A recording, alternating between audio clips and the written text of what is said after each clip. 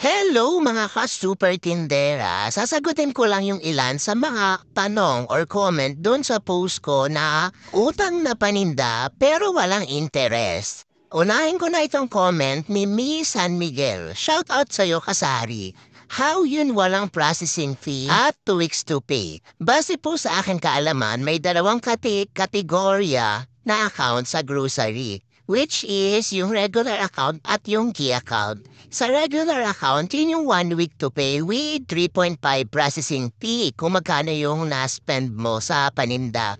Then sa key account po, ito yung 0 processing fee plus 2 weeks to pay. Pero syempre, kapag may advantage, may disadvantage din. Kung gusto niyong malaman kung ano yung disadvantage at advantage ng pagiging key account, i-comment nyo lang sa ibaba. Dahil willing akong ibahagi yung aking personal experience as 3 years key account holder. Eto pang isa, para naman kay Kasaring Donald Obligado. Ang sabi naman niya LOL, may processing fee yan, tapos 1 week lang pag di ka nakabayad tubo agad. Laki pa ng tubo pag di ka nakabayad. Ang masasabi ko naman LOL din.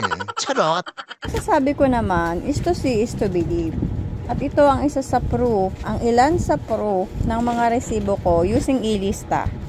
Ayan na, pangalan ko yan na Jeline Gimpaya. J&J Bigasan ng Sari-Sari Store yan na. Oh, ito yung pinaka-latest ko. June 12, 2024. Oh. Ang ilista ko na binayaran ko is 29,858. Yan. Sari Mart. Diba? 27,000 lang pala. Kasi yung 1,000 is sa bills payment. Then yung 500 sa e-loading. Ito po yung processing fee ko, 0. Sa paninda, 0. Sa e-loading, 0 processing fee. Sa bills payment, 0 processing fee din syempre. Yan yung e-loading ko. Oh, ito pa yung ilan sa resibo ko. Oh. 48,000. Sorry. 48,000 yan na. Grocery paninda yan ha. Diba? 0 processing fee. Ito pa next. 26,000. Walang e-loading, walang bills payment. Processing fee, 0. Tapos, ito pa, 27,000. Grocery paninda yan, 18,000. Processing fee, 0. E-loading at saka bills payment, of course, 0 processing fee din yan. Next.